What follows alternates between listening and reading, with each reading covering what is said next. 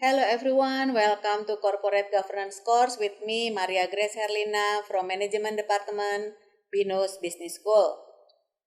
On this video, we are going to discuss about the model of corporate governance. Anyway, what is the model of corporate governance? Hope anyone got the glance of this topic. Yeah. Maybe you know about this previously. Yeah, there are three kinds of model in corporate governance. First one is unitary model. You can see from the picture. And the second one is two-tier model. And the last one, Indonesian model, is quite different from the two models. First, we are going to discuss about the unitary model. The unitary model usually used in the UK and the US. Yeah. USA and United Kingdom and America use this principle, unitary model. What does it mean?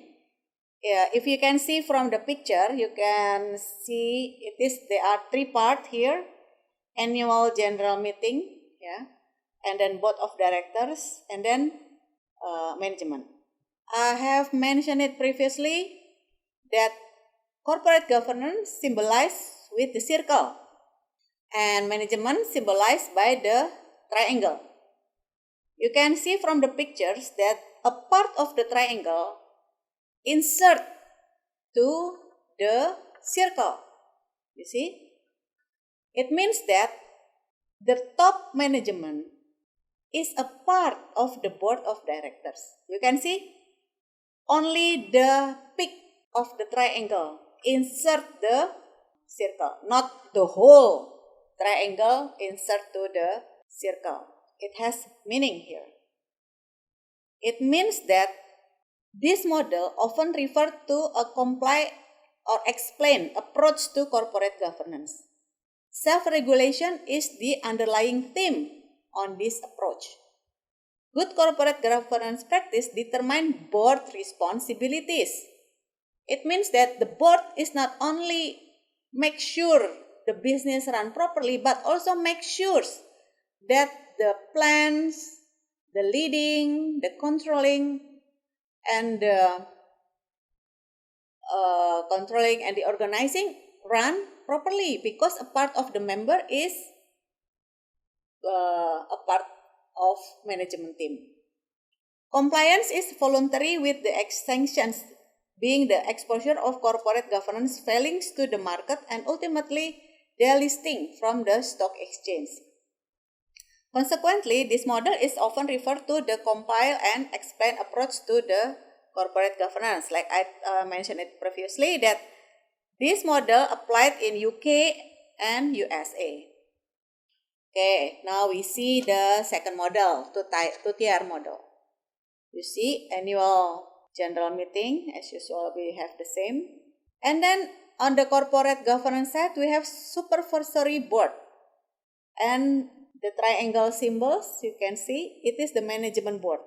You see, between the supervisory board and the management board, there is no insert compared to the first one. Yeah. It means that this model, the management board is inevitably dominated by top management and lack the information, inputs, advice, and wise counseling that can be provided by outside independent non-executive directors in unitary board. Yeah. Based on the picture, we can see that the supervisory board cannot interfere the management board activity. The model is lack of real power, and their ability effectively to control the management board. The representative character of the supervisory board provides the potential for conflict of interest. The country that use two-tier model usually European continent, such as France and Germany. And now, what about Indonesia?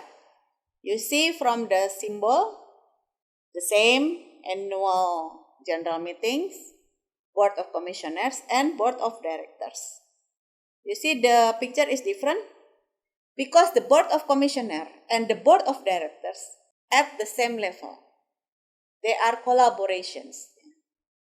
There is no responsibility and accountability. There is no there is no line of command. Because all the annual meetings from the shareholders influence both sides, the board of commissioners and the board of directors.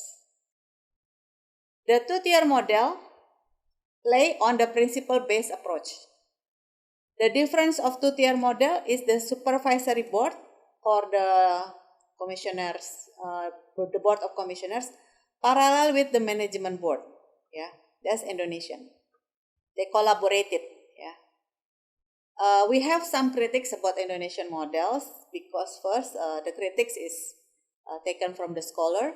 It gives more freedom and flexibility to the management board, and give the management, the board of director all the power, and leave the board of commissioner with the practical, the practical none, which oversee strategic direction and setting long-term goals, because they cannot, the board of commissioner cannot influence the board of directors. Develop close relationship between the board of director and the major shareholders, and that could be used to transfer interest and make connections with certain groups.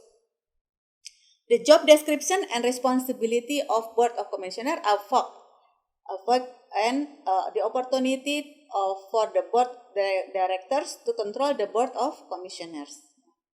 That's the critics. Okay, you can see the summary from the three models we have in corporate governance: the unitary model, the two-tier model, and the Indonesian model. You can see the difference between those three models. Yeah, which one is the management board insert the board of directors, and the other one doesn't insert, but they have the line of command. But Indonesian model have a parallel, at the same level. Yeah. That's all about the model of corporate governance. Okay, I hope this explanation help you to learn more about corporate governance. See you on my next video about corporate governance. Thank you and goodbye.